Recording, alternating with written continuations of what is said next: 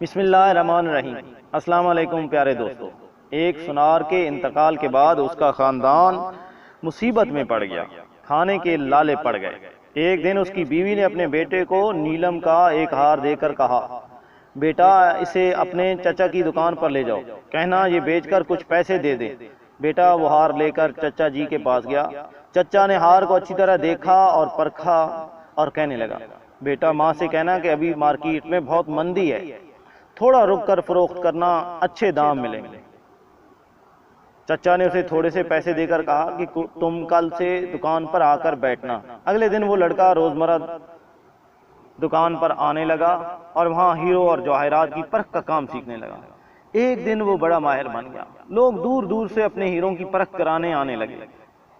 چچا نے اسے ایک دن کہا کہ بیٹا اپنی ماں سے وہ ہار لے کر آنا اور کہنا کہ اب مارکیٹ میں بہت تیزی ہے، اس کے اچھے دام مل جائیں گے۔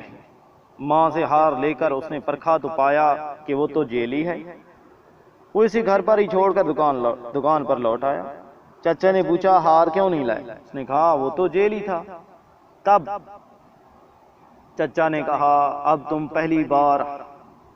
پہلی بار ہار لے کر آئے تھے، اس وقت اگر میں نے اسے جعلی بتا دیا ہوتا تو تم سوچتے کہ آج ہم پر برا وقت آیا تو چچا ہماری چیز کو بھی جعلی بتانے لگا۔ آج جب تمہیں خود علم ہو گیا تو پتہ چل گیا کہ ہار نکلی ہے۔